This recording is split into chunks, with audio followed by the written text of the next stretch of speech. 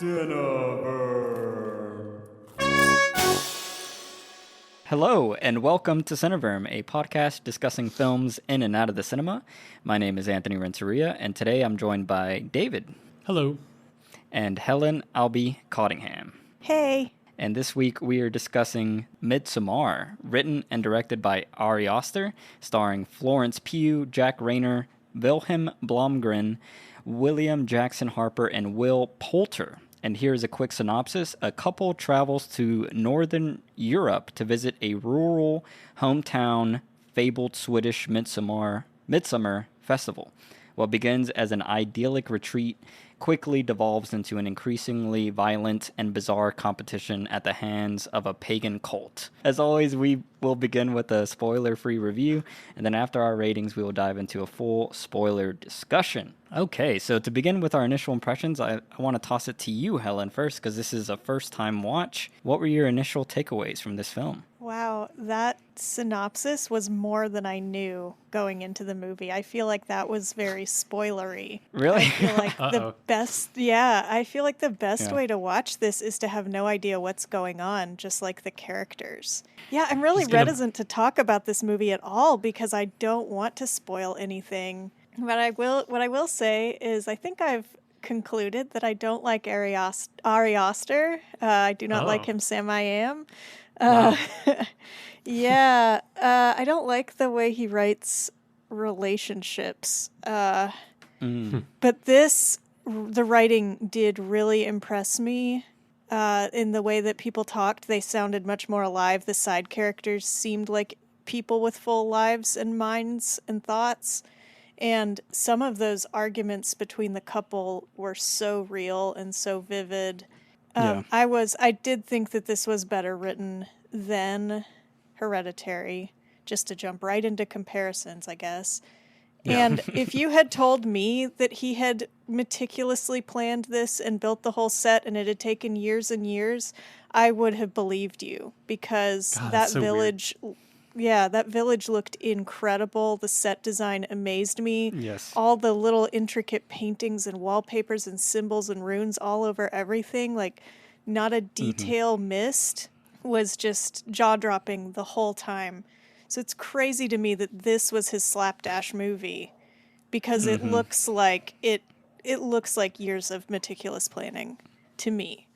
But I have problems with it that I don't feel like I can talk about at all in the non-spoiler section, so I'm going to pass it off. Okay. All right. Well, yeah, that is so interesting that you brought up the comparison of this one. I think he had he had finished Hereditary, and I think within like 3 months they started shooting on this.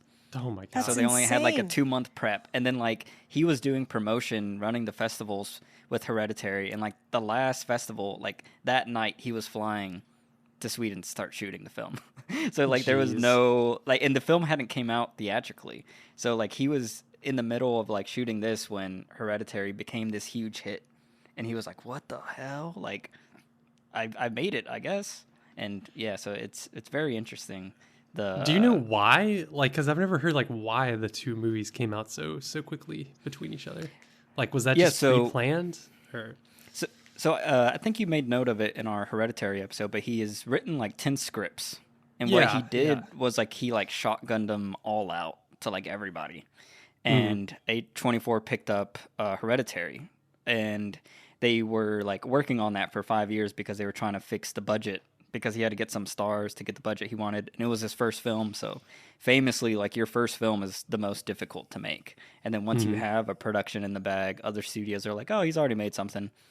And I guess I think it was like a Swedish company or whatever company from the country they were living in. They were like, we want to finance a film to write it off our tax books or something.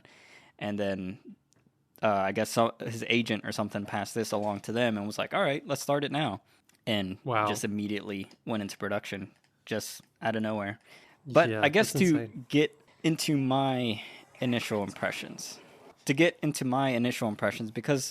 the first time I watched this movie, I talked about this a little bit in the Hereditary review, but this film meant a lot to me that first watch, just like Hereditary. Like it was an impactful, huge emotional experience for me. And then I was, like I mentioned before, that I was like kind of nervous if this would hold up. Mm-hmm. And there's elements of this film that totally held up. And this is like the fourth time I've watched it. And yeah, every time the negative things have kind of like become more and more negative. But this watch, like, it really solidified that the things I do love about this movie, I do think they are just fundamentally strong. And then the things I don't like, just like Helen mentioned, like, I think it's like a Ari Aster problem that I'm just noticing I dislike certain tactics and techniques that he uses and does in his filmmaking. Yeah, so that was just my initial takeaway from this. What about you, David? Did you like it or dislike it more than your previous watches? I don't think that it really changed much on the second watch of what I thought about it for some reason. It's just, I don't know. I obviously I like it. It's a good movie. But I still, since we're comparing, I still think Hereditary is a better movie slightly. It just wins out. I noticed like the cinematography in this movie, I would say, is better than Hereditary. I noticed that more. But the main thing that I noticed this time that I didn't think about the first time was that the ending of the movie, it really, like, the pacing of it really slows down near the end.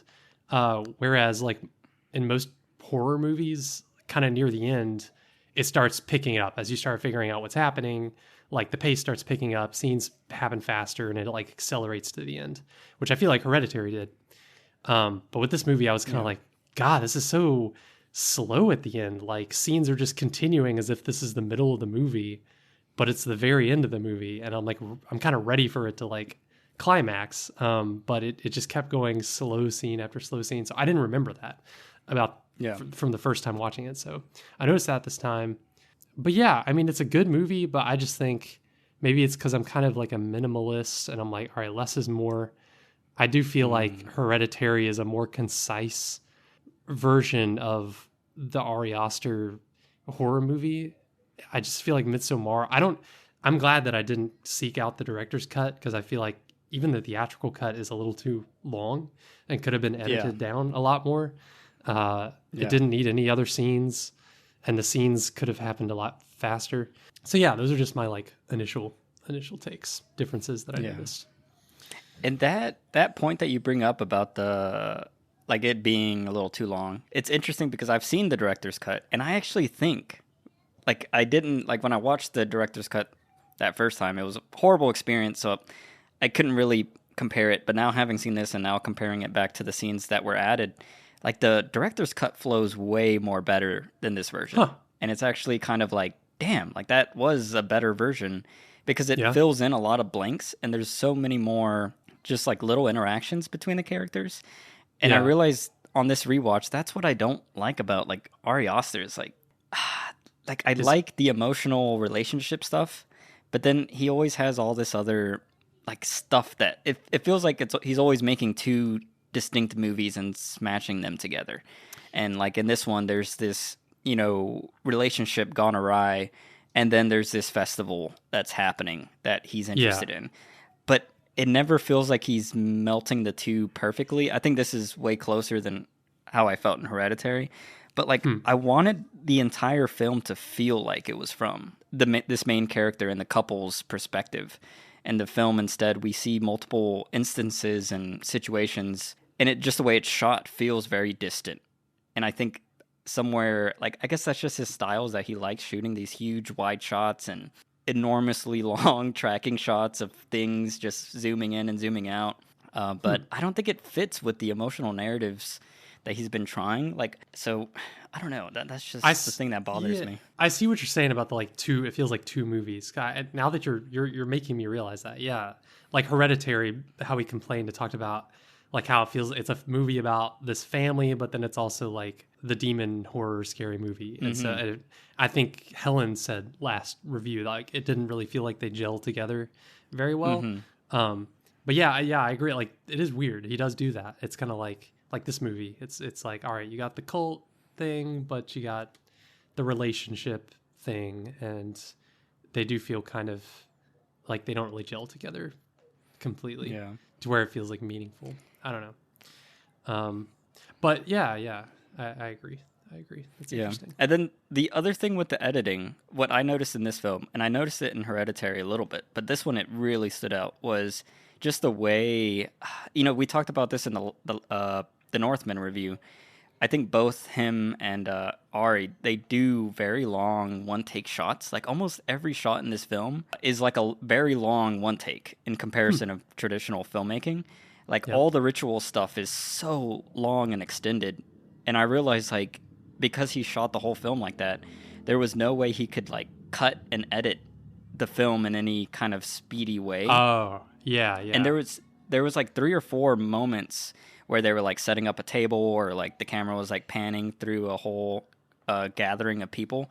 I noticed little cuts where it was like splicing and people were kind of moving. And I was like, oh, he really like struggled with the edit of this movie. And I think that's why the director cut works better, because there was none of that. So it like, I guess it's all happening like subconsciously or something. That makes sense. Yeah, I didn't think about that because of the long shots. That's why it felt like that, and that he couldn't really pick up the pace near the end. Oh man, that's interesting. I was gonna ask you, Helen, about like what you thought about the length of this film, and then also like the dichotomy of the two elements of like the relationship and then the festival, kind of reminiscent of how Hereditary had the Satanist stuff and then the family matters. Yeah, I thought it was way too long. I'm not one to really get bored by or frustrated by slow movies, but that's part of why it took me so long to get around to finally watching this thing, because I would get a window of time, look at how long it was, and think, nope, she's not going to nap that long, or no, I have to go to bed before then. And so I just kept getting intimidated by the length of this movie and being unable to watch it. Yeah. So clearing enough space in my life for this 2.5-hour thing was difficult, and I resent it for that. But in the actual watching, the editing didn't really bother me. I didn't really notice any pacing issues. I want to watch it again for those little continuity blips. Like I can imagine like syncing up that massive table full of people and having everyone back in their place and all those actors like, nope, pick up your fork again for continuity. Like how infuriating that would be. Yeah. Like, God, I can't even imagine. Now I wish I'd been watching for that. But like, and the two elements of, it did struggle. I was really interested in the anthropological study / what the heck is this place and these people and this cult and this trip. Like I was fascinated by all that stuff. And I liked the relationship, and I thought it gelled better than in Hereditary, but it still felt like the weakest part. The relationship was strong in the beginning. It made sense in the beginning, and then as soon as they got to the compound in Sweden, it just fell apart. Like to see them actually together interacting and on vacation together, I was like, these people don't even know each other. They don't even like each other. I can't imagine them ever kissing. They're incapable of even having a conversation. I don't believe that these two humans are in a relationship. And it started to degrade and devolve and fall apart. And it's just like, as he was writing it, I think he just wasn't interested in them. Like you could tell it was a way to get her to the cult. Yeah. More than like them being in a relationship, more than it being an actual interesting part of the story. Yeah. To me. And it was the weakest part of the movie, which is so weird because the little mini short film at the beginning, the little intro section, was so strong and so relatable. Like that part was a realistic looking relationship, and the conversations she was having with him and with her friends about him and his friends about her all felt so vibrant. And it's like, where did that analysis of their relationship and where did those strained conversations go once they got to Sweden? They vanished. Yep. And I was disappointed by that. Yeah. And that's like my exact issue with him, is that I feel like as soon as you have this interesting element to push these characters into, this with the Sweden, Hereditary with the death of... Oh, well, that's a spoiler. I'll cut that out. And then in Hereditary with the tragedy. A tragedy, yeah. Yeah, a tragedy. The film suddenly is more interested in the tragedy, and in this film is more interested in the festival, to where we start leaving the couple. We start leaving them and seeing other things, which we'll get into a lot into the spoilers. Oh, yeah, and that drove me crazy when y'all were talking about how you wished the focus, I think you, Anthony, were saying you wish the focus had been more on the lead actress, on her story and her character and her arc, and the focus had been more on her. Mm-hmm. But yeah, it like straight up seemed to switch to her boyfriend being the protagonist sometimes. Oh my God, yeah. Like, I have so much shit to talk about him. Yeah, it felt sometimes like the movie was struggling to remember who the protagonist was, and that was weird.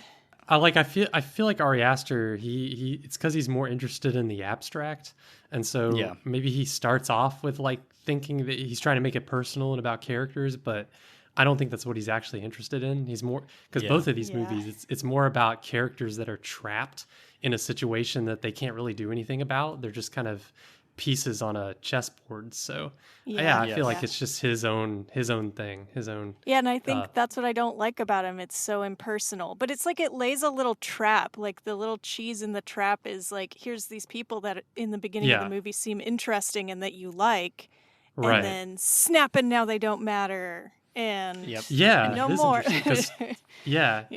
Yeah, and I remember you complained about that in Hereditary, and that I was kind of resistant, but like that does make sense. It is true. Thinking about both of these movies together, he does do that. I don't necessarily dislike. I think that's my thing. Is I kind of like that. It's kind of in a horror, it kind of makes sense. It's like, oh, look at these relatable characters and whatever. You're supposed to connect with them, but then like they just get lost in like the situation, and that's kind of scary. That could lend to horror, but. Yeah, I guess you lose your identity, but I stopped kind of caring as much because I didn't feel as connected or as invested. Yeah. And so then the horror's less horrifying because I'm less invested in the characters. Right. So. Yep. Oh, gosh. But yeah, so before we wrap up this review and go into the spoilers so we can fully discuss this, I just wanted to make notes of some of the awesome technical achievements. I think the composer, Bobby Krylik, does a fantastic job. I think this is the best score Ari Aster has. I think it's so much better than Hereditary, and I think it's one of the best scores of that year that it came out, and also just in general, it's especially the ending piece of music is like an all-time great in my opinion. The cinematography by Powell Pogorzelski. The colors in this film, like I hate digital and I still hate the look that is digital of this film, but this is probably like one of the most beautiful digital films that I've seen in a while. And it's all in like direct sunlight, and the way he like overexposes the image to make it almost like this like burnt sunny kind of, it just, there's some aesthetic that he's like placed over it, whether that was like captured in camera or through the color grading. Like it's just a beautiful look that they captured. And then the two final things, Andrea Flesch is a costume designer. I think she has a extremely memorable costume that comes into play at the end of this film. So just mad props to that. And then the production designer, Henrik Sivensen, like Helen mentioned in the beginning, like all the sets and the community and everything just looks so meticulously designed, and it was all built like from the ground up on this just plot of land that they found. So see, that's, can I put my counter in there like that, to be a contrarian? That's like I don't know, I thought that was kind of, I thought it was kind of weak, that aspect of the movie, because it is like, it feels like I could, the whole time I just was thinking, okay, this, like a film crew came in and they constructed these little buildings, and this is all just a set. Like, I don't know, it just felt like that to me the whole time. I don't know why, but it didn't feel lived in enough. I kind of see what you're saying. Like, if these people are there year round and they almost never go to the outside world, like you'd think things would be a little bit dirtier. It feels more like makes it feel more like a fairy tale, or like, I don't know, the whole movie, which I think the movie's stronger if like think of it just as all like a metaphor for internal processes that are going on for her, but I don't know. I did want to say something about the brightness and the light in this movie, and how it's famous and gets a lot of talk for scary, horrifying things all happening in the day and in bright, blazing sun, and how cool that is, that it still manages to be so scary, which I found this movie much creepier and grosser and more disturbing and just generally more horrifying than Hereditary. Really? And I don't know if it was like the disconcertingness of it all being in the blazing sun, or like the way the cuts would jump from like a peaceful image of like a girl and a baby or something to like just gore. And I was like, I'm glad. Yeah. Like I know Ari Aster does this from Hereditary, so I'm glad I was a little bit prepared for that. But yeah, those like sudden cuts to just graphic nastiness and the contrast between the beautiful, idyllic little village really made the horror land for me. And when I went to bed after watching this movie, I was relieved by the darkness. I felt safe and happy and relieved to be in pitch blackness. It's like this movie makes you afraid of the light. Wow. I mean, I was like, you know how you normally, sometimes you watch a really scary horror movie and then you turn out the lights and you kind of get a little shiver. But I was just like, thank God it's dark. Okay. Oh, this feels so good. You know, like it was weird. Wow. Like how Nope made us scared of the sky. Like this made me feel safe in the dark. Just wanted to shout that out. That's a huge testament to what they pulled off then. That's awesome. And then one other thing, I have to talk about her because she is an all-star in this movie. I was going to ask y'all just non-spoilerly, what did y'all think about Florence Pugh and her performance? Did it hold up to y'all? Sort of, but I don't think it's as good as, like, for instance, Toni Collette's performance in Hereditary. I don't know.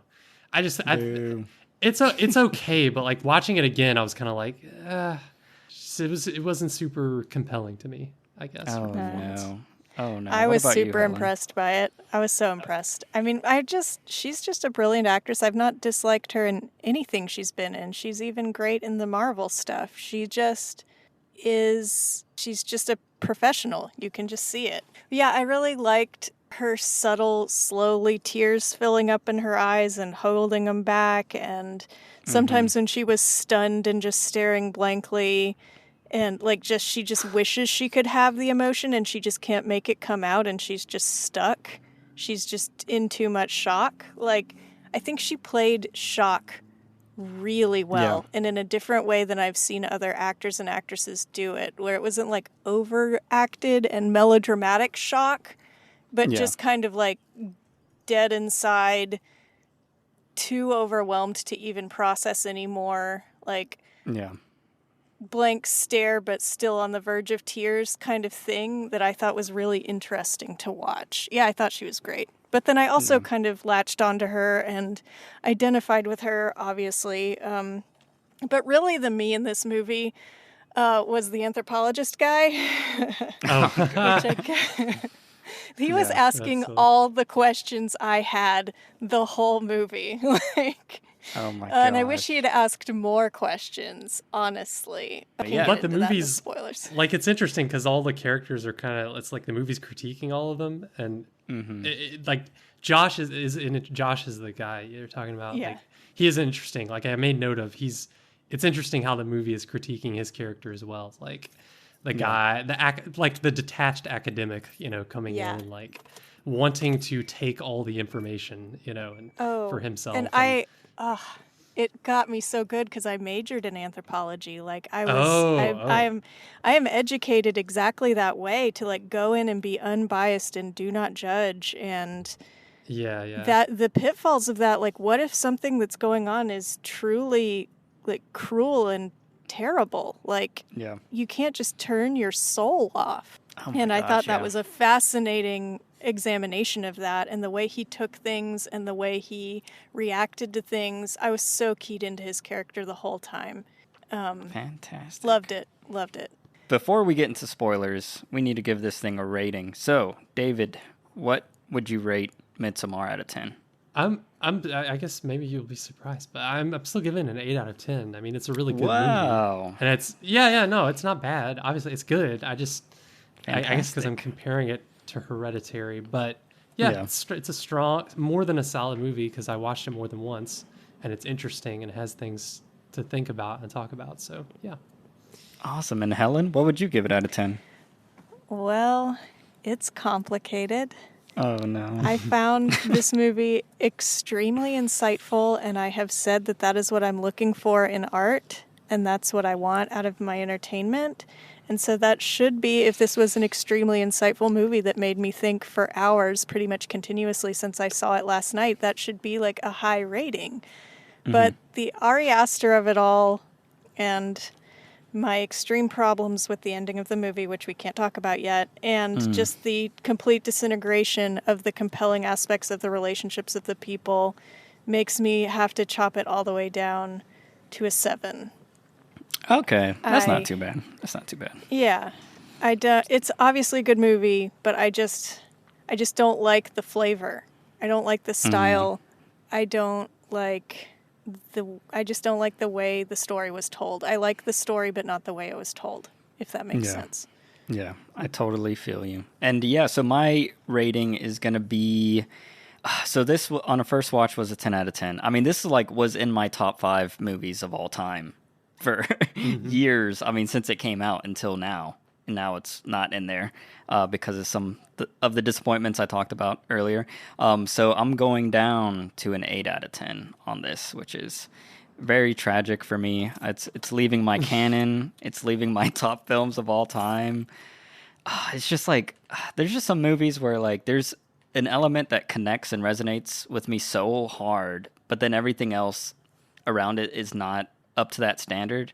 And it's damn it, this does have a central element of what I consider my entire being, but it is the smallest amount of this piece. So yeah, 8 out of 10 for me. And then I guess before we wrap up, who would y'all recommend this? Would y'all recommend this to the Hereditary fans or just general fans of horror in general? I think I would send horror fans toward this movie for sure. Yeah. I actually have a friend who's a rabid horror person that I really want to ask what they think about this movie, because I feel like the reviews in the world of this are so mixed. Some people think it's corny and campy. Some people think it's brilliant. Some people think it's not good horror. Some people think it's revolutionary horror. I just think it's a great conversation piece. And so if you want to watch a movie and then sit around and talk about it with your friends, watch this. That's going to conclude our review portion of Midsommar. If you don't want to be spoiled, you can pause the podcast now. And while you do that, don't forget to subscribe, rate, review, or comment on what you thought about the film or our takes on it. You can also follow us on Facebook, Instagram, Twitter, or email us at cineverm@yahoo.com and check out our website, cineverm.com, for our canon list and written reviews. And check out my YouTube channel, A Lonely Critic. And if you're into video game news, check out the Headset Chat podcast. And lastly, check out the Movies for Decades podcast, where Helen and her brothers Colin and John discuss films through the decades. But okay, spoiler time. So y'all want to start at the end, I guess? Well, we don't have to. Okay. So where would y'all like to begin? I'm really curious, Helen, what's the relationship thing that you feel like didn't work? Or is that just the ending? It really came to a head at the end, but I will say I might have been judging it from too personal a perspective. And how do I approach this? Yeah, how do I... And also, I guess I'm going to veer away from the relationship question until we talk about the end. But I really... a strong connection to the whole situation of a girl with a bunch of people she doesn't know that well or isn't super comfortable with and she's having to kind of navigate a spiritual thing that's sketchy and weird and unusual, because I have lived that real life. I went to a Native American sweat lodge and spirit dance where we literally screamed out our grief while everyone was wearing animal skins. And I went into a sweat lodge and thought I was going to die from the heat. And, it was safe and it was beautiful and it was powerful. And no one tried to get me to do mushrooms. And so this kind of made me bristle at the whole portrayal of spirituality and this kind of flavor of seeking. And it made paganism look really ugly and gross and evil. But I don't have to talk about that. Because it doesn't have to be. Like, I don't know. It's just made it seem like the Spanish Inquisition had a point. Like, maybe they did need to annihilate all these people. Like, this specific, like definitely the Harga. Yeah, let's get rid of them. Yeah, let's all go on a witch hunt. I like it, though. Like, I do definitely like Hereditary.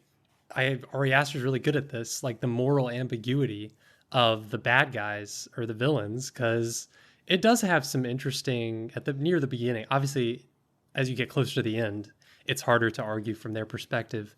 But earlier in the movie, like even after the cliff scene, it's kind of like, well, like their perspective does kind of make sense, and it's just one of those like, well, if you weren't in that culture, obviously it's very alien to the characters that are visiting, but if you just think about their values and it all like aligns, it all makes sense.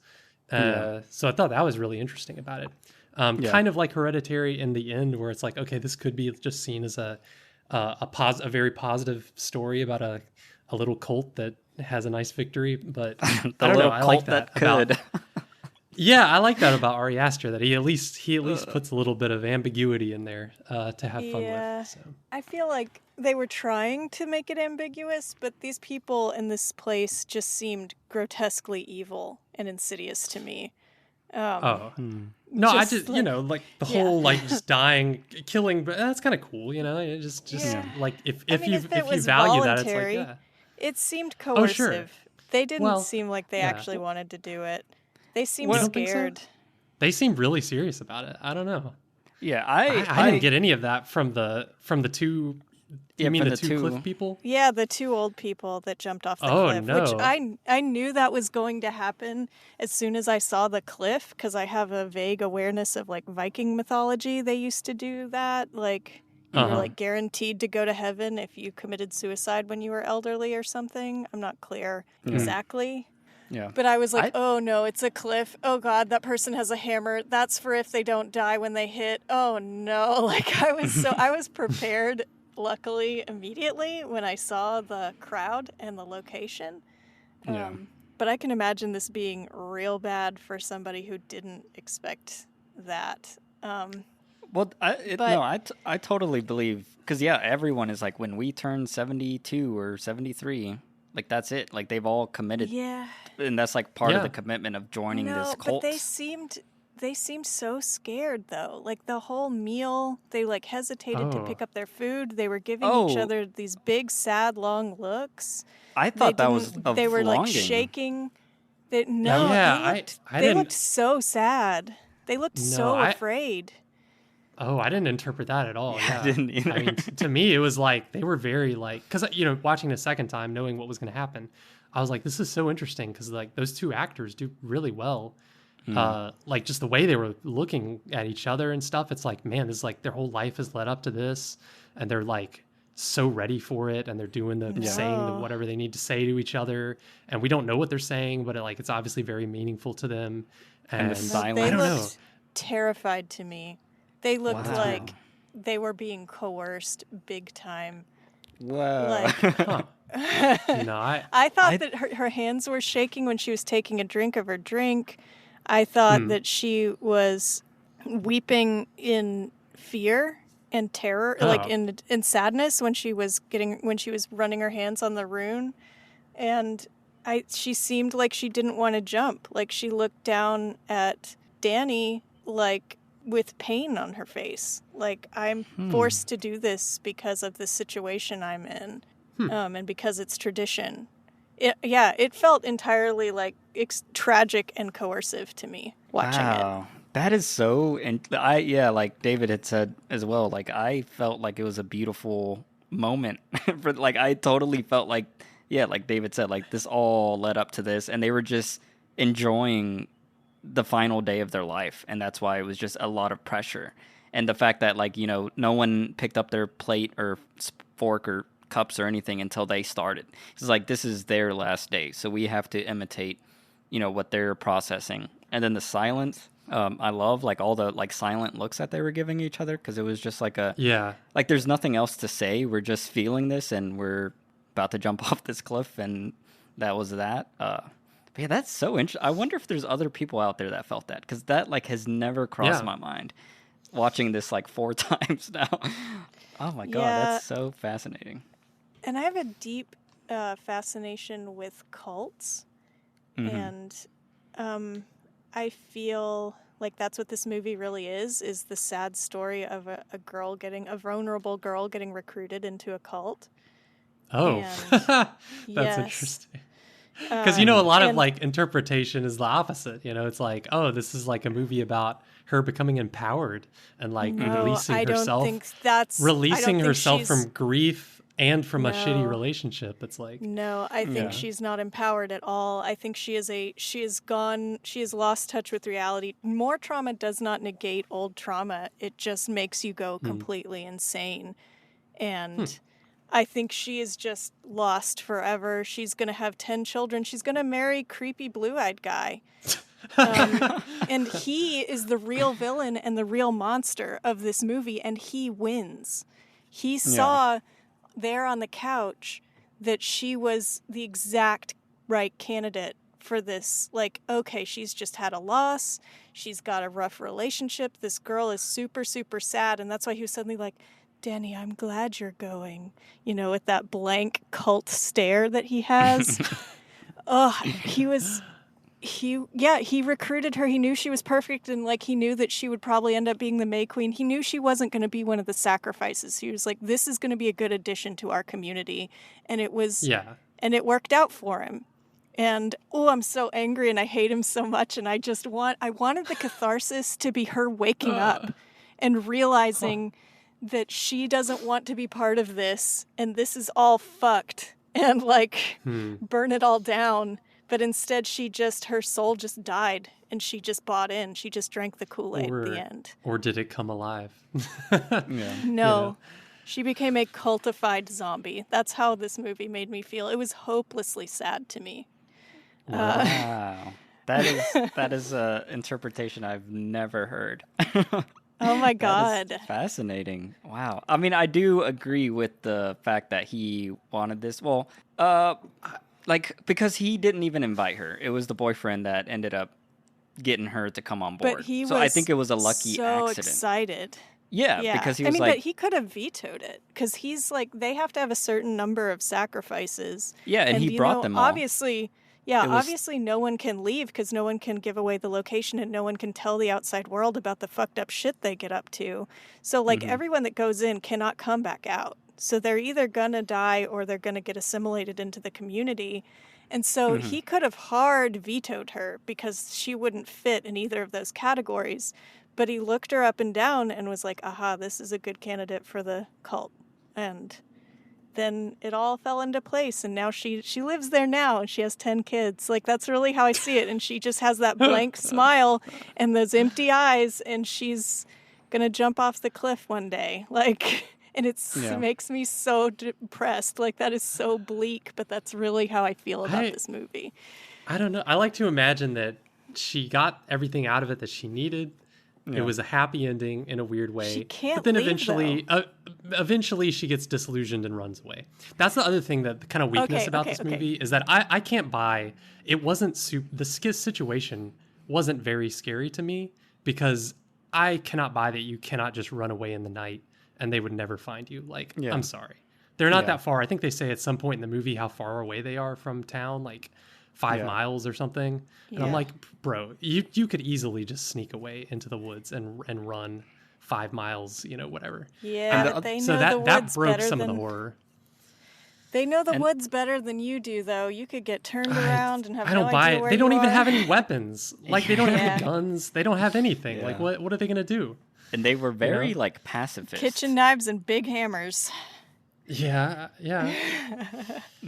But, I don't know. But the other thing is, like, all of them don't stay there. Just like the guy who is, I think his name is Christian's friend. Pilgrimage. Like, they live a life and then they come back during this Midsommar practice, and it's only like the elders who stay.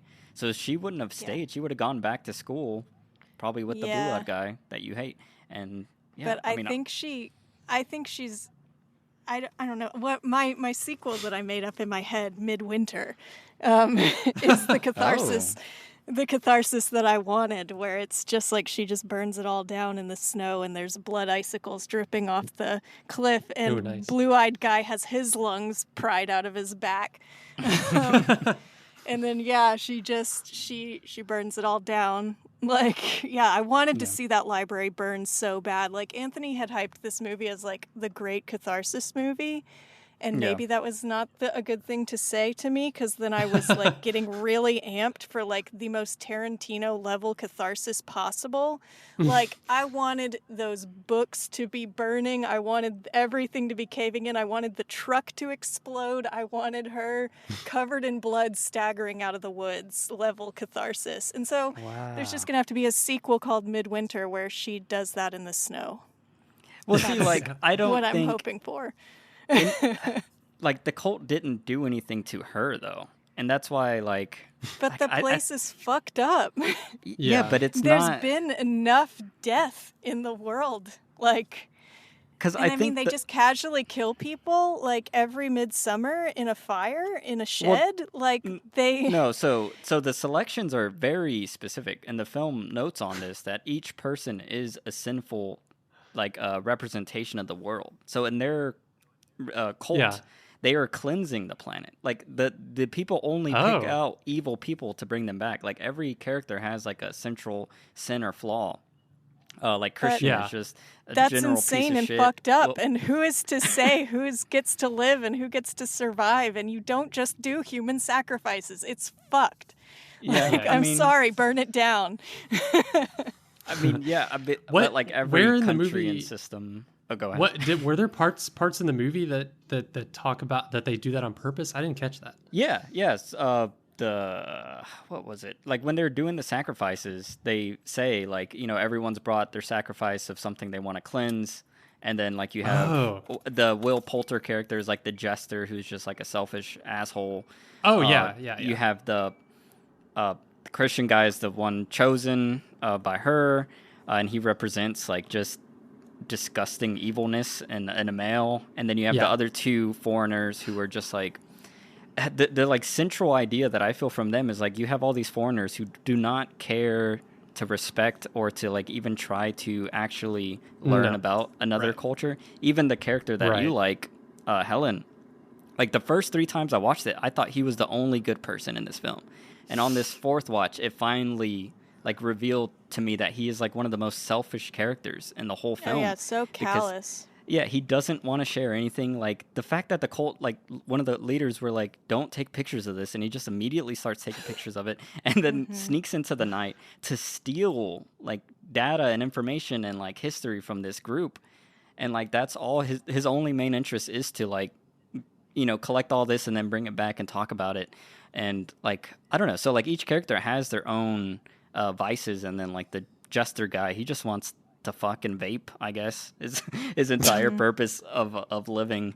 And then the other 2 foreigners with the other guy who was, like, what's his face's friend, like, there's that constant, like, or there was the battle of, like, we were going out, and then, you know, she met this guy and dated her, and then she's like, we weren't going out. And, like, that was his whole thing, was, like, there was some like, whether she cheated on him or lied to him or whatever, like, that was his interest point of, oh, this is her vice, and then the other guy as well. I don't know. So, like, they all had their, like, reasons. Not saying it was correct, but, like, in this cult, they think they're cleansing the world, and that's why they were all murdered. So technically, like, no one was just murdered just for the fun of it. Everyone was. they had at least a point. Burn it all down. Oh, I'm serious. Burn it all down. I've just I want a movie about an avenging angel that just gets into a cult, sees the light, and escapes and brings and saves everybody. Like, I guess I just have to write that story because I want it so bad. And I was hoping this would be that, and it was not.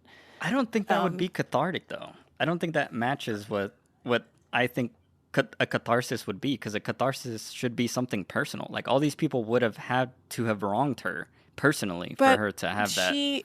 But that's the dealing with the grief. Like, this is just a cycle of grief that's going to end horror and pain and suffering and unnecessary death. Like, her parents died unnecessarily and senselessly. And it's just like, this is a pocket where this is just going on all the time and just enough.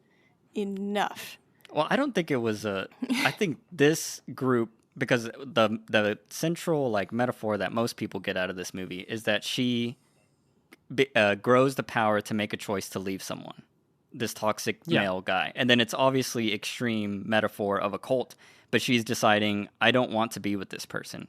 And it takes her this whole journey to figure that out. And the cult is like the support group that is pushing her up to finally make that choice and commit. And then the commitment is he's being burned alive in a bear suit. And then that final horror is like the emotional process of losing someone and finally choosing to lose someone and then have that burned down in front of you. And then, that hurts. And then she's scared. She's horrified. She doesn't know what to do with that loss now. But then she turns around and looks, and all these people are like the emotional crux of it is that all these people emote and feel what you feel, whether you want them to or not. They will cry with you. And like that happens right after she sees him cheating. All those women go back to like one of the cabins, and they're all panting and just screaming, crying. And like that was beautiful. She's never had that in her life. Like, this guy doesn't even talk to her. And for years, like they've said, they've been together for years, and they can't even like have a conversation, period. And like he's just immediately, openly, gawking at this girl, wanting to fuck her, like right in front of her before he even does it. And then finally she can process this grief with other people. Oh my God. This is my whole problem with the whole movie. The entire movie crumbles to dust with him and he doesn't sleep with that girl. He gets drugged and gets raped by that girl. And he didn't deserve that. How could anyone be aroused and want to do that with all those women around them? And he was so drugged, he had no idea what was going on. That was a rape scene, and it was not okay. Like, I was done with the movie. It was over for me. I was not interested in the movie anymore at that point.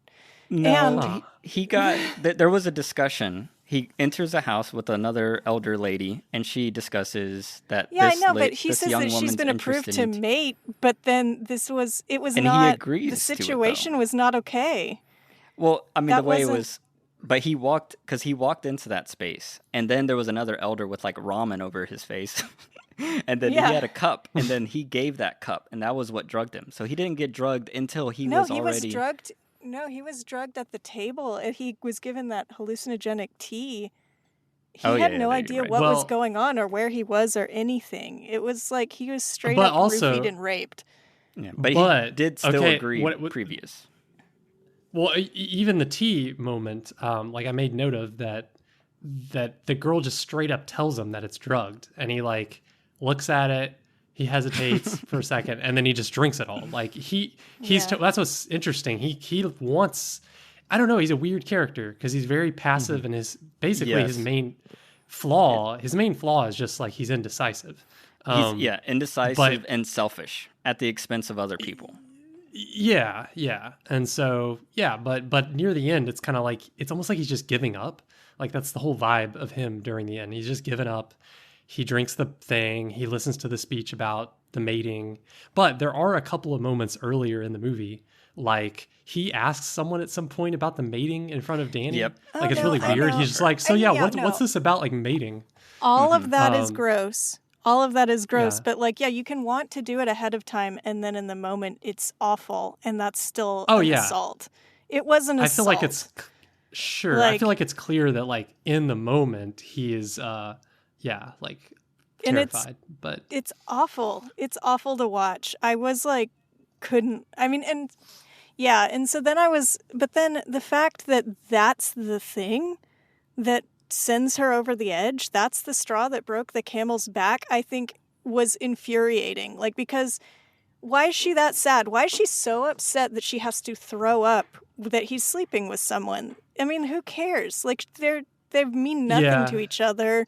I've never seen them be affectionate or have a conversation. They don't even kiss, much less like have a sex scene. Like, why is that so disturbing to her? Like, that is a shrug moment. That's a, well, I knew that was going to happen. You're right. That room isn't for us. Let's keep partying. Like, I didn't buy at all that thing, like, and then it was just like this played out woman scorned narrative. Like, oh, you cheat on your woman, she's going to put you in a bear suit and burn your house down. Like that, whatever, Ari Aster. I hate the way you write relationships. Like the whole movie fell apart for me in that moment. It's the same thing as you said, as Hereditary. It's like the same thing you said about the family in Hereditary, how, and I remember saying that it's because all of it happened before the movie started. And so we're just seeing them at the very end. Yeah, I don't feel anything. Very end. I don't know. Yeah. I very much believe that whole thing. Like I think that is probably like I've been in a relationship where it was just totally terrible. There was no, like, just how in this relationship there's like no sex going on. There's like no communication. Everything's broken down. But then one person, and I happen to be this person, which was like, I still want to be with this person. And there's like a self-denial. And I think that's what Danny has, is that she knows she shouldn't be with him. From the jump, I mean, her first phone call to him and to another friend where she's talking about him is like, I don't even know what I'm doing here. But it's like this cycle of doubt where you never have the internal strength to do anything. And I like truly believe if like she, even though like it's obvious the signs that he wants to just fuck anyone and probably has multiple times before this incident, but it would still be shocking if you're that stuck in a self-denial loop and you want this person so bad and then you see them actually doing the act. Like, yeah, you could have visualized it and thought about it and like, yeah, it's probably happening. But until you see that actual moment, it can still like hit you like a ton of bricks. And I think that was what that moment was for her. And I think it resonated with me. And I think, I mean, a lot of people talk about that scene being impactful and then the fallout of that. And it wasn't just that moment that pushed her over the edge. I think it was just the entire experience of coming here with this person and realizing like, oh no, he is a piece of shit. And like, he's doing it to everyone in the open. Yeah. I don't even think, see, this is the tragic part of it, is that I don't even, and like all the characters that get killed, it's not like they're really, none of them are that bad. It's just that they have like one kind of very, like pathetic flaw or whatever. Yeah. I don't know. Like I kept track this time because I was like, did he really do anything that bad like throughout the movie? And so I was like, the whole movie I was watching and I was writing down like every time I was like, he did something sort of fishy or whatever. But yeah, basically the only thing that honestly, the worst thing that he does in the movie to me was like where he just is like, no, I want to write a thesis on that. Like after his he knows that his friend is writing that thesis. Like that was the most like bald, just stupid, selfish thing that he did. Yeah. I don't know. But besides that, he's just passive aggressive and doesn't want to just say that we're breaking up. Like, he was neglectful and he forgot her birthday and he's no fun to talk to or hang out with and not supportive. But I just don't think he deserved to die. And I know that's weird. But I think that is it's an exaggeration, it's like it's an exaggeration, but like it wasn't cathartic for me because I was just like, this is just the slighted woman thing. Like this is just how men think women react if they get cheated on. Like, oh, they're gonna burn your house down. Like I roll. Like I don't know. I feel like I wanted her to be the catharsis to be her dealing with her sister's suicide and the loss of her parents. I wanted, because that feels like that would loom so much larger and be so much more important for her psychologically than her shitty boyfriend. Who gives a flying fuck about that shitty boyfriend? Like, she has suffered a massive trauma. She loved her sister.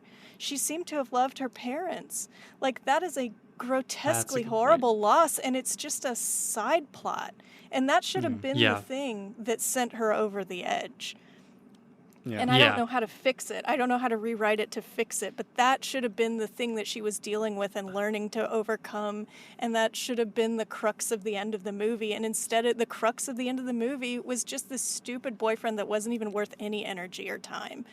And not any amount of that emotional investment to me. Like, because they never showed that they were ever happy. The entire like suicide and death of the parents, if you just removed it from the movie, it wouldn't take anything out of the movie, honestly. Like, besides those great scenes. That was the most emotionally interesting aspect, and it got completely sidelined, and that annoyed me deeply. Yeah, no, I that's a good criticism. I think that part is fundamental to show how like worthless this relationship was, and like how worthless of a boyfriend he is, that he can't even help her during this mass tragedy. Like after that whole death, like he was literally going to break up with her, or was thinking about breaking up with her that night. Gets the call, his sister dies, and then the way you see him like walking through the snow to her apartment, like he doesn't want to do this, and then how he's holding her, like he's kind of not holding her, like he doesn't want to be there, and then everything after that is like, it's like, imagine you want to break up with someone and then they suffer a tragic loss, and then it's like, how do I break up with this person then? I think that is like a very important element, and then it's... Oh yeah, it's relatable. That's why she gets to go to the farm, but I just don't feel like it should be the emotional crux of everything. I think it's just like go ahead. Oh no, I just feel like you could have easily done it where it's just like, he's so indecisive, he's not breaking up with her. He suddenly announces he's going on this trip, and she's like feeling a little bit like clingy, and is like, okay, like I want to go too, and like that just happens, and that's why they go. Like you didn't have to have any of the death or suicide in it. Yeah, you didn't. Yeah, I think that maybe I would have liked the movie more if the death and suicide wasn't there, because then it would have maybe felt like something when he cheated. But as it was, I was like, that's the thing that's looming largest in your mind? You're not a real character. You're not a real person. You're not actually suffering. Like, I don't believe any of this now. It's good riddance that he cheated. I hope him and that redheaded girl are very happy. Like, just shrug and walk away. Like, go run into the arms of Blue-Eyed Man and just, like, aggressively make out with him right there in front of everybody. Who cares? Like, like...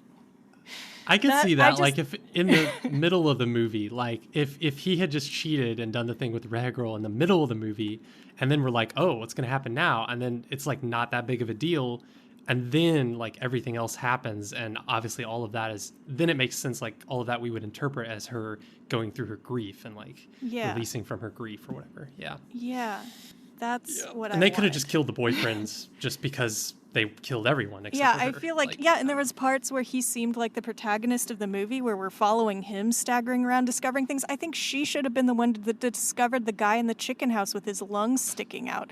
I think she should have been the one who discovered the legs sticking out of the garden, and she should have been the one to put it all together that these people are being killed, and that death would have triggered the grief, and that should have been what sent her down the spiral. She should have found her boyfriend in the chicken house with his lungs sprayed out. Like, if he's gruesomely dead, that makes more sense than, he put his dick somewhere else.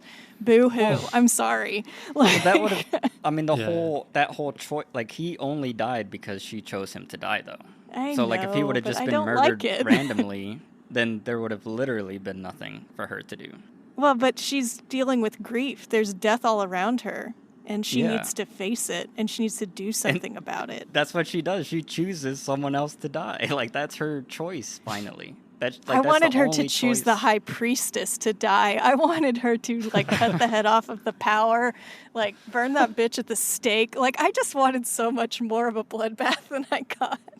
Like, oh my gosh. Well, let's talk about some of the actual sequences, because I think we've gone through the psychology of that stuff. I like it. What did y'all, like, I guess, we talked about the suicide thing. What did y'all think about, like, how that was shot and, like, portrayed, and, like, it was like its own little short film and stuff? Yeah, the craft of that whole sequence. Oh my gosh. I like how I noticed this time that all the outsider characters are wearing, like, dark colors. Like, they're all wearing, just to contrast them with the rest of the group who's wearing all white. And, like, the music leading up to that scene is this nice, like, it's like waves coming in and out. I don't know why I like that so much, but I did. I guess it was just, like, it built the anticipation, just, like, waves of music coming and going. And then, just obviously everything we've said before, like the daylight and how stark white it is, contrasted with the blood. I don't know. Yeah. And then the other beginning scene, like literally where the movie starts with Danny on the phone and like having her panic, anxiety attack over her sister, because it's like kind of shown that this is a repeated thing. And then like I think that also kind of clues into the relationship that maybe, the boyfriend maybe wasn't the cause of this suicide, but he didn't help in this family because, she even mentions like, yeah, he says I'm just freaking out all the time and he doesn't really help and he doesn't cry. And, like he is always diminishing whatever she's feeling. So like, I think in an alternate reality where she isn't with this guy, she could have been more present with her sister, possibly. Yeah. She could have been with a boyfriend that had been like, how far away is your parents' house? Let's drive over there if you're so worried, Something else instead of you're just freaking out. Yeah, the gaslighting in the beginning of the movie was really accurate and really vividly portrayed. Yeah. And I thought the whole beginning sequence was really good. The gaslighting thing is like one of the definitive things that most people talk about. Like, and I think that does play through the whole film, at least in my opinion. He is a gaslighter up until the very end. And I love the beginning intro. Like, there are some like beautiful shots in the beginning before they get to the festival. Like a lot of wide shots with the entire group of dudes, being dudes, saying whatever dumb shit that they say. Yeah. Like specifically in that bar where he's like, just break up with her. And then I think you have it written down, maybe, like I forgot his name. The blue-eyed guy literally tells Christian, like, I have a girl for you to impregnate in Sweden. Yeah. So, like, this was planned from, like, day one that he was going to impregnate that woman specifically. Yeah. They needed diverse DNA. Yeah. And then I love the shot in, I guess, one of their apartments. And there's like this huge mirror and it's a huge wide shot. And you see Christian walk in and they're talking about whatever. And he's like, I'm going to ask Danny to come with us. And then there's just like awkward silence. And then he's like, but she's not coming. And then they're like, what do you mean she's not coming? He's like, I'm going to ask her to come, but she's not coming. And then they're like, all right. And it's like, she's agreed to come, but she's not actually going to come. Like, what? Yeah. That doesn't make sense. That is just like such a douchey bro thing that I imagine happens all the time. Like, I got to invite my girlfriend, to be nice, but she's not going to come. And then like if you invite someone to go and they say they're going to go, why wouldn't they go? Like, there's just like a breakage of logic that happens with these like douchebag people. And I don't know. I just love seeing it in that scene.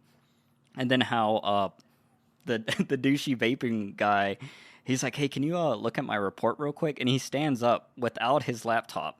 And then he remembers, like, oh, yeah, I need my laptop to show you this report, which just, again, shows, like, there's nothing to show him. And then he just doesn't want to be, he doesn't want to be near Danny. Yeah.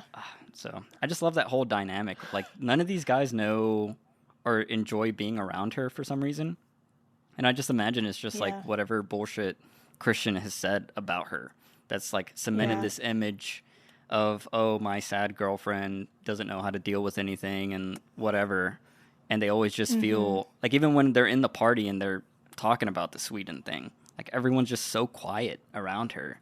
And I just like, I don't know, I just feel so bad for anyone who's in that kind of relationship, which I guess is a lot of people, because a lot of people do relate to this movie. And it's like fuck, that sucks. Yeah, it's awkward when you don't get along with your boyfriend's friends, for sure.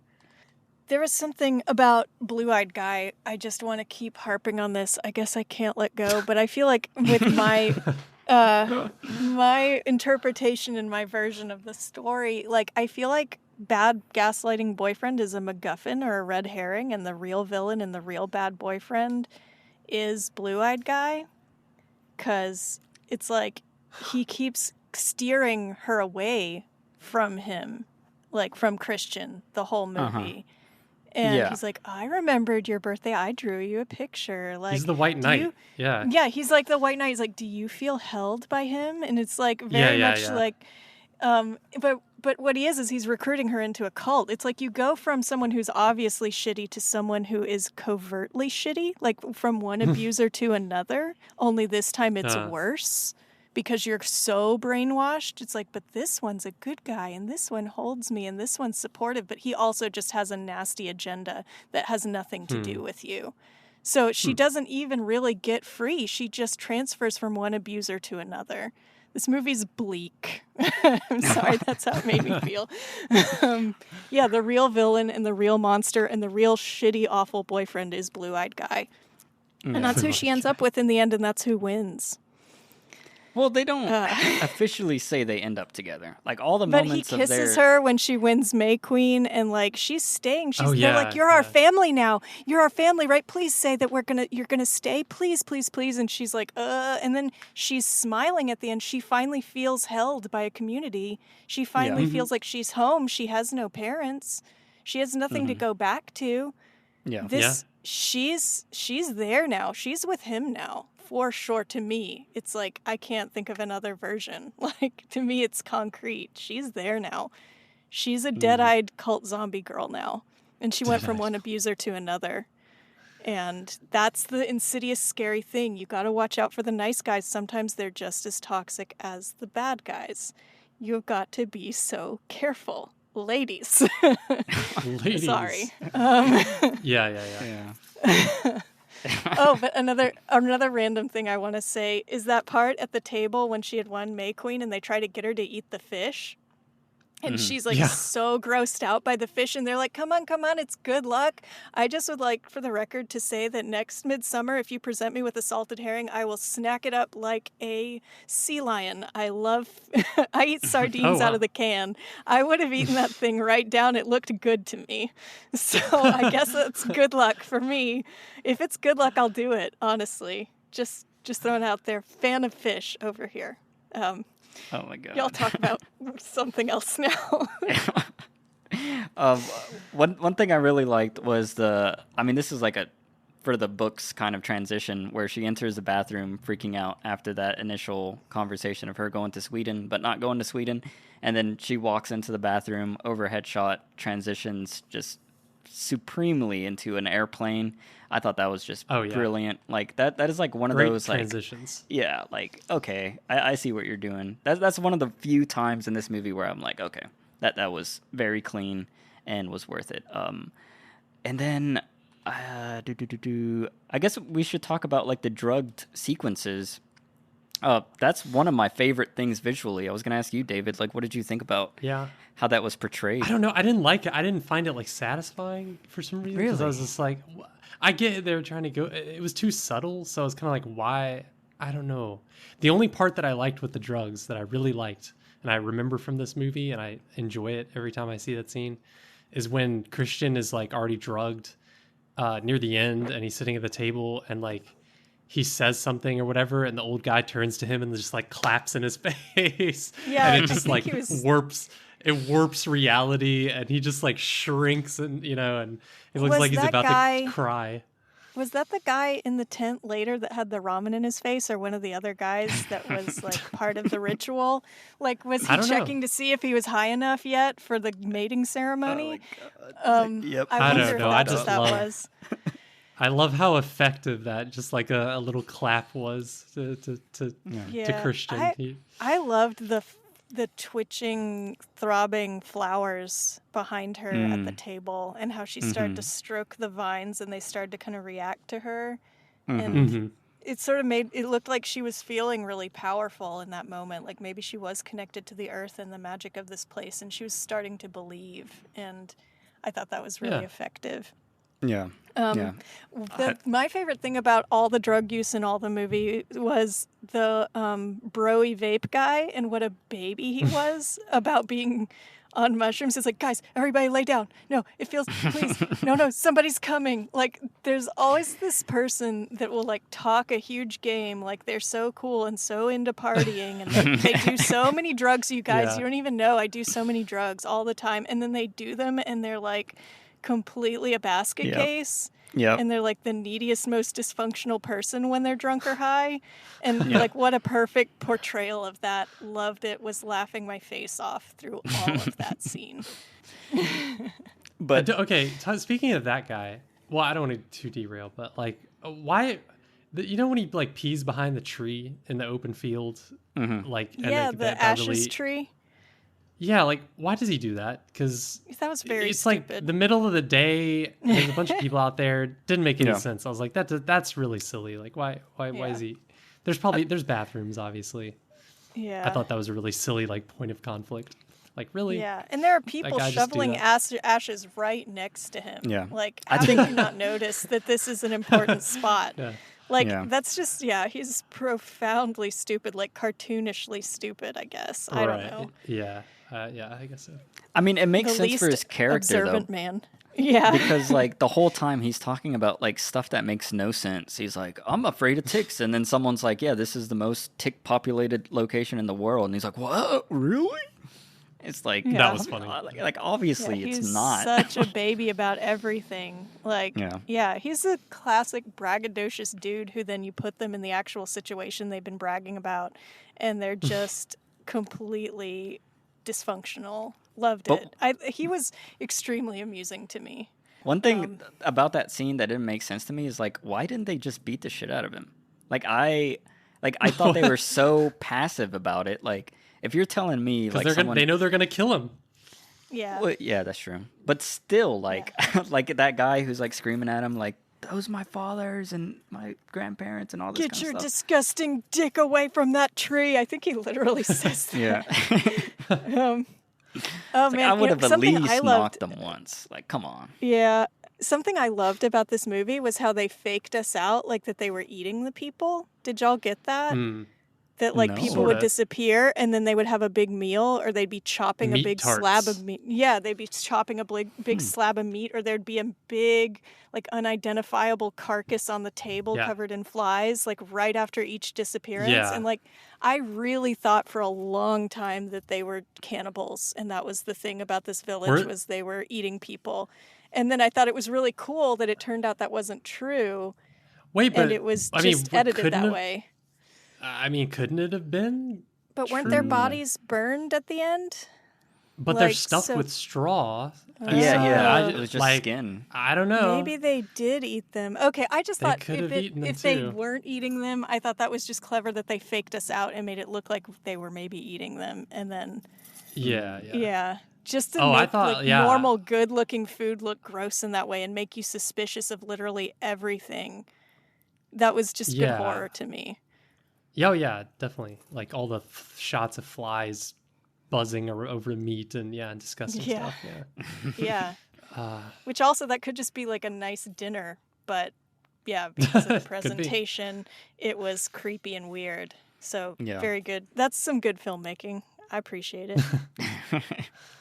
And then, well, I wanted to talk about we had mentioned the suicide on the cliff before, but I just wanted to say the cliff that they found for the film I thought was very beautiful. And like the way it was kind of like, I can't remember if it was like Kinda white blue? and gray. And yeah, it had like a color to it. And I was like, this is so beautiful. Like, does this actually exist? And then, yeah, just the shape of it, the outline, and then the reverse shot of everyone down below. Like, I thought that whole sequence was shot very well. And it was like one of the few sequences in the movie where there was a lot of cuts. Because most of the other rituals and events are all these long oneers.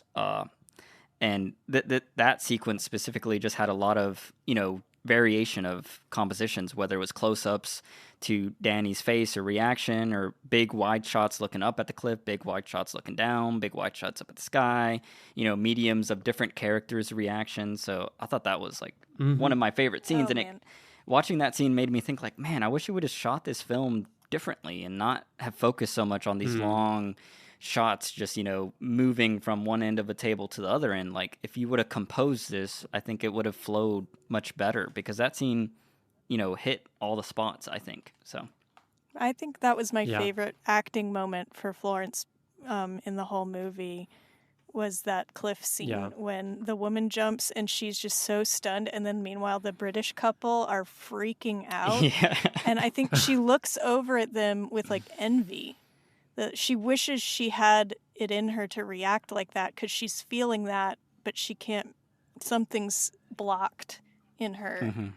And she's looking over at them like with bewilderment. I don't know, I felt so much from her in that moment.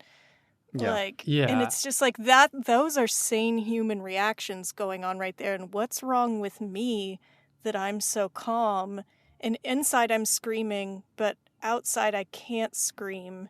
Like, I felt it so hard in her face in that part for some reason. My like headcanon like interpretation was that it was a positive like maybe she was like surprised that it didn't affect her as much as she thought it should, but it was almost because, and leading up to the end, that this cult is almost perfect for her situation and like overcoming her grief, because they don't care, like death is not like a big deal to them, like it's not something they're afraid of or like grieve about. So it was perfect. Like I was actually a moment, like a mini version of the ending, like the release that she gets at the end. Yeah. Because she just realizes, oh wow, like death is right here in front of me in like vivid colors, but it's kind of like it's okay to these people. It's not like a big deal, and it's actually kind of a beautiful thing the way the people, from the people's perspective. Yeah. I just feel like if you are deeply traumatized by a suicide of a loved one and then you witness a suicide right in front of you, you would have some kind of mental break. I don't feel like it would be a spiritual moment. I feel like she's I feel like she was pacing and freaking out later, and because she was dealing with that. Yeah. Maybe. I think it's both ways. It's like the thing that he does really well, Ari Aster. Kind of like the end of Hereditary. I keep thinking about, like, is she traumatized or is she like released? Yeah. I don't know. Yeah, I took a mixture of both of y'all's opinion, because it's like, imagine you have that horrible situation of a suicide, and then you're witnessing a suicide in front of you like 2 times. Like, that is like an insanely huge leap. And I think it was just like her brain block was just the amount of shock that was processing. Like, I mean, just people process events differently. And I think her reaction was just a muted, deadened response, because she had just suffered that from someone she actually loved and knew, to where it's like these strangers are doing it. And it's almost like this weird, like, you know how like some people watch like animals killing other animals, and like it's just like this weird, like, oh, this is just nature. Like, I felt from her reaction, like, this is just nature. Like, this is inevitable. Yeah. This is their choice. And, like, it is horrifying, but it's also, like, I can't look away. There's something that I need to... Therapeutic. Yeah, like, deal with and just face forward. And I guess, like, the whole metaphor of the film is that kind of thing. Yeah. Is this process of grief and dealing with death and all that kind of stuff. But yeah, I guess we got to talk about the thesis part. What did you think about that, Helen? Do you have any commentary on? Because you've written a thesis. I mean, I'm confused about whether they're in graduate school or what degree they're going for. Because I feel like, I mean, I didn't get higher degrees in anthropology, but I feel like the review board, the IRB, should have approved what they were doing before they went and started taking notes and doing interviews. And it seemed very unprofessional and unrealistic in that way. Yeah. Like, because my understanding of how that works is like you get approval to do a study, and then you go and you're basically embedded and you live there for 2 years with whichever group you're writing an ethnography on. Yeah. And so, I mean, this could be like a preliminary summer trip, but then they shouldn't be like writing anything yet, except for maybe like a brief outline or a proposal. Maybe I'm wrong because I didn't go to grad school, but it just seems like because of the ethics of it, that their institution would be more involved. Their professors would need to be also calling and interviewing the elders of the group. Like, it wouldn't just be all student-led like this. And so it kind of seemed like that whole argument about you're stealing my idea seemed kind of like a moot point. It's like, well, neither of y'all have been approved yet, right? Like, so why does it matter? Yeah. But I really thought that the portrayal of the struggle between like be unbiased and don't judge and just observe and let it wash over you, and how that, the argument that maybe you can take that too far was really cool, and maybe a healthy critique of anthropology that maybe you should put a little bit of yourself in there. And also obviously it's bad. Don't ever break into somewhere that you don't have permission to go in and take pictures. Like that guy was, even though he was asking all the questions that I wanted asked, like, and all those I thought that was a brilliant way to do world building, by the way, to have an actual scientist actually curious about the situation and then ask questions and have that be a way for the movie to explain things about this culture to us. Like, hell yeah, anthropology. But, yeah, he was a terribly unethical person. Oh my God! Speaking and of that, I'm like, where did he reminds go to me- school that he wasn't taught to not do that? Like, I mean, you learn that at Yeah. undergrad. I went to undergrad and I learned that. I don't know. Yeah. Yeah. But I love that little moment where he's like showing him the book and he's flipping through their scriptures, and he just quickly flips past all the pages that are just scribbles. Like, just I love that. I Yeah. love that moment. Yeah. That's fun. Yeah. See, But then those are what he's taking pictures of when he gets busted. Yeah, I guess he found that interesting. Yeah. Yeah. He wanted to go back. He's like, I didn't study those and I regret it now, so I have to go back and take pictures. Yeah. And maybe he The kind of weirdly nonsense thought it was scribblings. okay because it wasn't the runes, and they were like, don't photograph the runes. I don't know. Yeah. Probably justified it to himself somehow. Yeah. Yeah. Yeah. So y'all have like the problem with the beginning and other issues that y'all would change. This is like the main thing I would axe completely from the script is the thesis stuff. Like I thought all that was just wasted time in the film, especially because like our the two argument leads between them was dumb. Yeah, and like when we would cut to, Christian, talking to him like, I'm gonna write my thesis on this, and the other guy's like, you knew I was writing my thesis on this, and then like who cares? Like everyone's writing stuff Yeah. about everything all the time. But also Yeah. it just like distracts from the core relationship. Like honestly, Yeah. I think this whole film should have solely just been Danny from her perspective, and then Christian, like her and him just being like stuck at the hip on this trip. And it's like, imagine going on a trip with a boyfriend or girlfriend that like you just do not have a connection with, and like you're trapped in this foreign location, and even the person you're with, who you're supposed to feel safe and protected with and like enjoy time with, is also like this horrible entity and just anxiety pressure cooker. And I think that like there are moments where that does show, but it's like very sparse and like sparingly. Like when like one moment where she's like, where are the other people? And then everyone's like, I don't know, it doesn't matter, don't worry about it. And then she's like, I forgot what she says exactly, but she says like, I bet Christian wouldn't worry about it or something. Like I bet he wouldn't. Or come he looking would for probably leave me.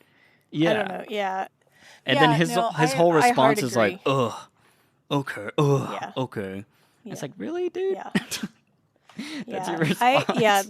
It's such a good test of a relationship to travel with that person and see how it goes. And if it's not compatible, it's miserable. And I think, they could have cut a lot of the anthropology stuff out. I still think that should have been the key character component of Josh, because I think that was really interesting. But that whole side thing with the conflict over who's writing what thesis was totally unnecessary. I agree. And then what's and it interesting... was making it weirdly feel like Christian was the protagonist again for a second, and that was annoying. Yeah. What's interesting is like the dichotomy. I just realized this. So like everyone else is doing the anthropology, right? And then they're all very insensitive and like culturally unaware for people who are fascinated by this. And then Danny, in the beginning, they ask her, I forgot what part they ask her. It was like, what are you studying? And she says psychology. And she can't deal or grapple with her emotions and, this toxic person in her life. So it's like interesting, like both of them are studying the things that they kind of fail at. Yeah. They're most interested in because they're inaccessible to them. Yeah. Yeah. We got to talk about the maypole dance, that whole sequence. I thought that was like one of the best shot moments as well. Like the way the camera is just swaying left and right, like tracking her and then also losing her on purpose and then cutting back. And then there was this cool technique that he did where he would, like, the camera was moving left, she was moving right, and then cut to a shot of the camera moving right, she's moving left. And it, like, added to the disorientation. So just, like, genius little things like that. And I just imagine, like, how you would set up that shot and, like, have everyone moving. And, like, it would be so difficult to, like, track, where they're going to be while they're moving. And then, like, cutting to the wides to complement that. Like, I thought that would be one of the most exciting things to film. Like if I was on the set, like, all right, this is going to be awesome. And then just all the added elements of like them crashing into each other and stuff that felt like kind of chaotic. Like it felt so like I thought they nailed it. Like where it didn't feel too rehearsed and like okay, this is like what's supposed to happen. Like it did feel like, oh my god, she's gonna win. So what did y'all think about that scene or sequence? Yeah, I liked how it was. I was a surprise to me that she won. Like the first time that I watched it, I was like, "Oh yeah," and it's a surprise to her. Like it's like effortless to her. I like the little hints at that. That it's just she's just kind of like having fun at first. Like Yeah, it's just effortless to her because she is the inevitable. It's like fate. And like the little moment where she speaks Swedish while she's dancing, and the other girl points it out. That was kind of cool. Like it's like she belongs here. It's all flowing. Yeah, I liked it. It was Yeah, I liked it a lot too. I was afraid it was going to be another horror sequence when they did that whole the Dark One made them dance themselves to death, the maidens of the town or whatever. And cool. so I was afraid they were going to, and so it's like, now we will dance till we drop. And I was like, they're going to force them to dance to physical exhaustion. And it's going to be this grueling, awful, torturous thing. And then I was really relieved that they were just running into each other and falling down and laughing. And it was all playful and a game. And then when I saw that it's like, oh, it's just until you trip and fall. And then I was like, okay, so is this going to be suddenly the women are going to start to get competitive and they all want to be May Queen. So it's going to turn into a mosh pit and it's going to be ripping each other's like hair out kind of situation. And then I was relieved again that it didn't turn dark in that way either. It just was like this happy, sweet bonding thing. And so it subverted my expectations twice. And I really liked that. Yeah, you know what I'm learning about you, Helen, is that you have very violent expectations. Yeah. Of most sequences. Like When I'm watching a horror movie, I expect it to be horrifying. I was just thinking, like, I would love to see all the alternative versions that were playing out in Helen's head while she watched this movie. The Helen cut I mean, with I like was like, mosh pits. I'm trying to brace for like whatever terrifying thing that happens so it won't scare me so bad. And I'm a catastrophizer. I have extremely bad anxiety anyway, so I'm like worst case scenarioing my life all the time. That makes sense. So I think I also worst case scenario movies that I'm watching all the time. Yeah. So yes, absolutely. I do have violent expectations because I'm expecting the worst case scenario at all times, especially when I'm watching a horror movie. Yeah. I'm like, how is this scene going to turn horrifying? Is like how I'm always thinking. Have you seen Uncut Gems? I just have to know. No, I haven't. Ooh, oh my god, that's gonna be a selection. I want you to watch that movie and see what you think about it. That movie is anxiety squared. Yeah. Right. Will I catastrophize myself to death? I don't know. Oh my god. So yeah, if we could get you to like write a script, you would make like Tarantino look like Sesame Street. Yeah, I probably would. Yeah. One thing I want to say though about her May Queen costume, I love the flowers, like, and just the little whatever wardrobe she's wearing. That's just like a simple white kind of outfit, dress. I just love all the like costuming in this film with the actual people in this cult. Like it's very plain, simple, minimalist. And yeah, I just love the use of flowers. It's like, hinted at throughout the whole film. And then I just love how it looks on Florence Pugh and the way she wears it. And then specifically in the end. Yeah, like it is just a striking image. Like I remember when they first put it on, I'm like, this is the best movie of all time. Like I would never, like this is the most perfect image that anything could ever be. Like it just felt perfect. And it's just like, wow, I can't imagine anything better than this. And like, well, I guess just to jump to the very end, like, I know you didn't like the sequence, Helen, but what did you think about her being in the huge flower, like Snell getup at the very end? Yeah, she was a giant flower slug. Yeah. Yeah, I thought it was beautiful. Like I could see how maybe someone would think that was comical or silly, but I laughed. I thought it was cool. I thought like, yeah, she's like burdened by her fertility. There's some depth that I could throw down spitball. Like flowers are these symbols of vaginas, basically. And are they? I mean, yeah, like sure. Georgia O'Keeffe, she painted all those flowers that looked, I mean, that's basically what they are for the flower. Well, they're kind of both sex organs, whatever. They're kind of, they're fertile though. They're fertile things for the plant. And this is, Midsommar is a fertility festival, and she's May Queen, and she's a woman, and she's so she's just, she's trapped in her femininity. Literally, she can't move. Yeah, so that's like the really heavy philosophical interpretation you could take from that. But also, it was just beautiful. Yeah. And yeah, and I didn't think it was funny. I thought it was disturbing a little bit because like she's so encumbered she can't run away. Because I sort of thought for a minute like this is her chance to escape during all this chaos of the final crescendo, and she's got so much on her that she can't run. And she sort of turns to the side and is crying like she kind of has the inclination and the idea to run right then. But then she can't, so she has to stop and turn and face the fire and have her weird revelation moment. And now she's gonna be a baby maker on the farm. Oh my god! I think that is very diminishing of Dani. I think she is a strong woman now. I don't think she is. I think she went from abuser to abuser. What did you think about the flower slug? You laughed, David. There's just one shot that's kind of funny where she's like sobbing and kind of lurching forward in her flower costume while the thing is burning in the background. I don't know. It was just funny. Wow. See, unintentionally funny for a sec. That is so crazy. So like every time I watch this movie, even this fourth time, like that whole ending sequence is like some of the most peak cinema that I've ever experienced in my life. Like just the imagery, the sounds, the score, the shot design, the performance, like just to see someone like going that hard in such a beautiful, strange costume. I think I read like it took them like 8 hours to like glue every single flower petal to that damn thing. That it was just like an insane undertaking that like, oh yeah, it's just going to be a lot of flowers. And they're like, that's going to take forever. And it did take forever. And then like, it was just so delicate.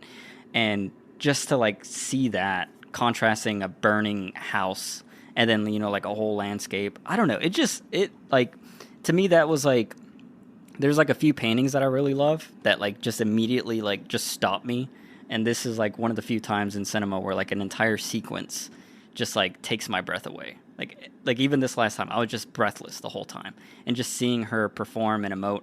And like I've read the script just to see like, how did he write this? And it's written so like all he says is like Dani watches the fire in her flower costume and she feels everything. And like that's it. And I'm like, Florence Pugh. It's all Florence. Yeah. Like she just did it all. Like I felt every single thing she's feeling, like whether it's positive or negative or your opinion on it, but like she is giving it her all. And I think that is just like one of the most impressive, like just emotional performances I've ever seen in a movie, like period, bar none. Like, and then just to conclude everything, I don't know. It's just so awesome to me. So I loved it. I loved all of it. I thought the bear suit was more comical than the flowers. Yeah. Like that, something about a sullen, drugged out man staring into space in a bear suit. He looks so miserable, so pitiful. Yeah. Yeah, it was kind of silly. Like that was the only thing that struck me as kind of funny. I think it's a combination of all of it. Yeah, and the pacing. Like I said at the beginning, like it's because it's so slow that I have time to think about it and think about how silly it is and how silly it looks, I don't know. So I kind of, maybe that adds to it for me. Yeah. And I guess to talk about the bear thing, like let's talk about the actual setup and the burning house to wrap this up. What did y'all think about like all the people being in straw and twigs and stems coming out of them? What did y'all think about that whole setup? Weird scarecrow people. I mean, it makes them more flammable.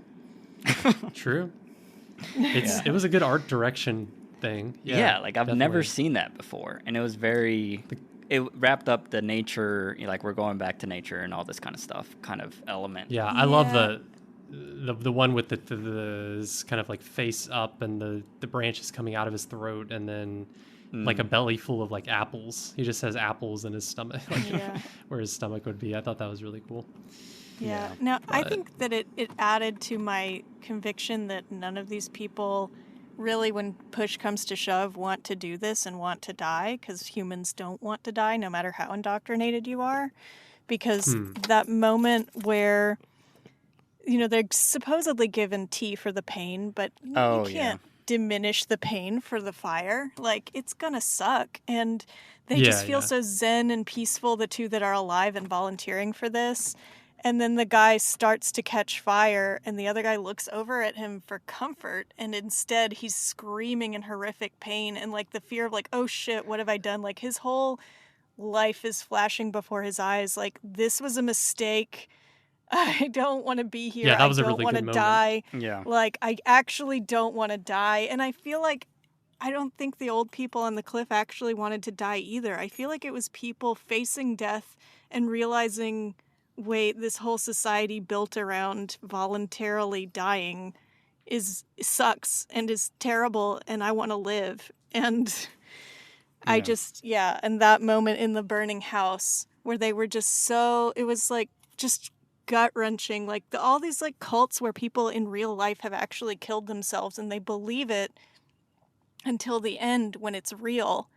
And then it's like, why couldn't have they realized sooner? And you see it on their face. Why didn't I realize this sooner? Yeah. Yeah, Well, that was extremely affecting to me. Well, I will say that when like okay, so I've seen a couple people die that have chosen to die in hospital settings, and like everyone is peaceful and calm, but there is always that like 5-second thing right before they actually go, and real panic sets in, and it is just like horrifying, terrifying, just like and then it ends, and I think that's what that flame sequence very much captured. Yeah, is like when you really feel it. It is just there's no one will ever go away peacefully, is my conclusion. Like every death is just absolutely like you just go out with the worst feeling. Period. Every time is my belief. that scene sequence very much captured that, and I was like, oh my god, that's horrible. But yeah, so I mean, I don't know. That does lead some credence to your theory, though, that maybe they don't want to. But you can't. No one can ever be that bought in. Yeah, I did love the cut to him in the bear suit catching on fire, because I was like, are they going to show him like a person in there? Like, how do you do that and then catch it on fire? You know, like, because you can't just have a guy actually on fire with that much fire around him. So I liked whatever prop they built to where his face looked all melted and stuff, and the bear suit caught flame. Like, I thought it was just a well executed little sequence entirely. Was noticing all of the parallels between the two movies that we have now from Ari Aster, and like I think that's also makes this movie feel a little weaker to me, is that there's so many similarities in the writing. Like, I kind of want to go through them real quick, just like list them off. Like, all right, you got a tragic death that kicks off the plot. Yes. You get a nice shot of the main character sobbing in grief. Like, the main character is a female character who experiences like a traumatic death of a loved one and then has to deal with their emotions in a group setting. You know, both of the groups are cults in both of the movies. You've got the male character who's in a relationship with the main character, is passive and not very helpful, and also maybe he's gaslighting the main character, and they're both burned alive at the end. You've got a seemingly nice character who keeps the main character calm as they get them used to the cult, which is the as Helen calls him, the blue-eyed guy in this movie. You've got an evil group making plans for the main character without them knowing. Both movies have like that close-up of a bloody, mangled head in broad daylight, which I thought was like a really specific thing to have in both movies. And both movies had that cool like dual perspective of like, okay, is this like cruel and evil what they're doing, or is this like a beautiful sacrifice? You've got like the moral ambiguity. And then in the end, the main character is initiated into the cult, and it's ambiguous whether they're happy or traumatized. So I just thought like it's so interesting how they're very similar, like lots of the plot points of the movies. And so I'm super curious. Like, my closing remark, I guess, is like, if his next movie, Disappointment Boulevard, I think I read somewhere that might be a temporary title, but I'm super curious, like, if it's how similar it's going to be. I'm going to keep this list of similarities, and then I mean, I don't think there's going to be a cult or like any evil cult. I mean, it's about like a entrepreneur's life. Hey, tech companies are very culty. Yeah, true. I mean, it's like a biopic kind of thing, and I don't know if it's based on a real person or not yet. But it's not. It's a made up. No. Yeah, it's like okay. From what I've heard, some reports, it's like imagine if Mark Zuckerberg was the protagonist of Wolf of Wall Street. Is what I've heard. Yeah, and it's Joaquin Phoenix, who I can't see him as like a tech billionaire kind of guy, but like we'll see. He's a good actor. But I'm just curious if it's going to break from the mold of these two movies or not. I mean, it is going to... I don't like that he said it's going to be a 4-hour horror movie. Yeah. Because that's like... Okay, I really... That's not a good part of his thing. The length of his movies. Yeah. I don't know if this was in the recording or not, or if I've mentioned this before, but yeah, like his original cut of Hereditary was 3 hours long. And then his original cut of this movie was 3.5. And like reading his scripts, he doesn't describe things like the bear, like when they're filling the bear and get the bear prepped, like all he says is a bear gets prepped. And he's talked about this on podcasts and interviews. Like, I purposely write my scripts to where I barely describe action because I know what it's going to be.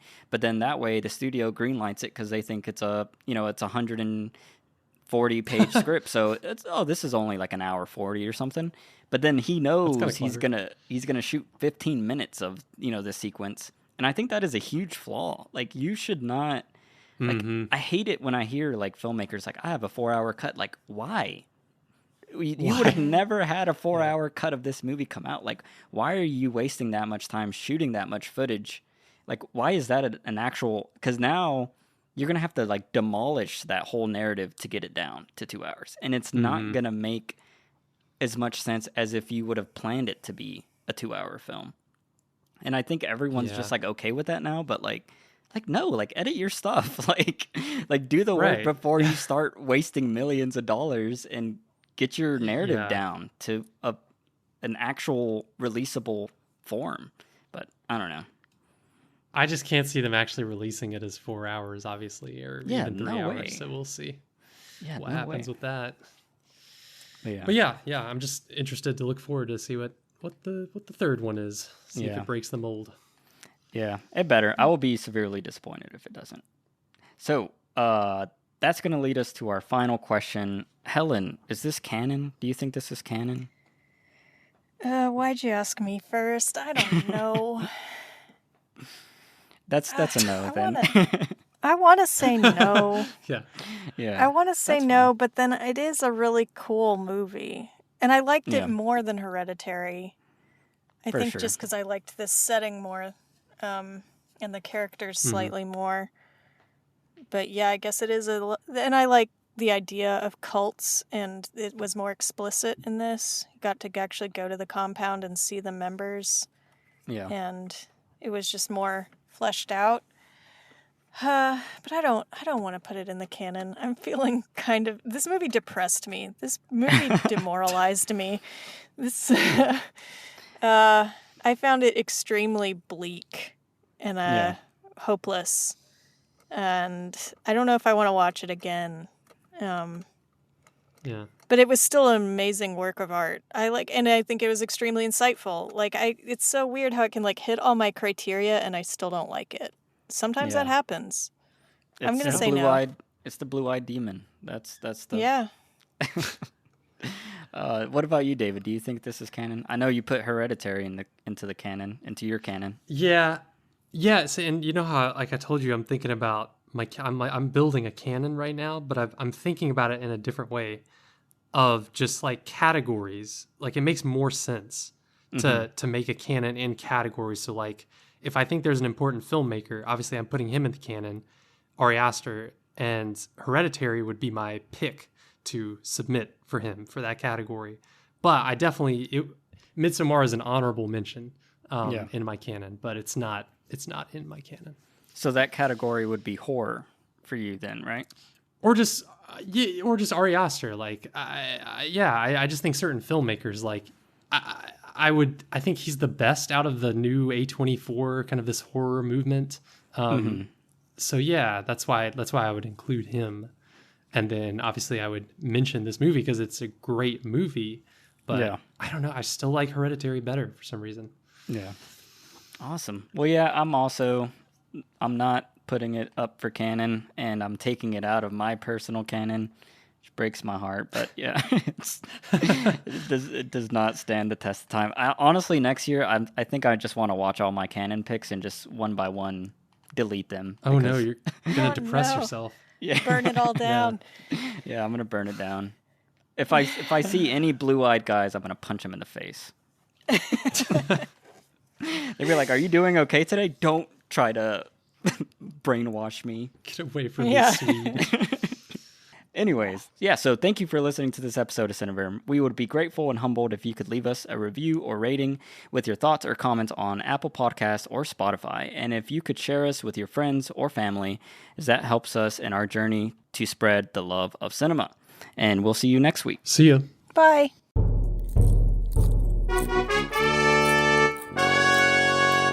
Cineverse.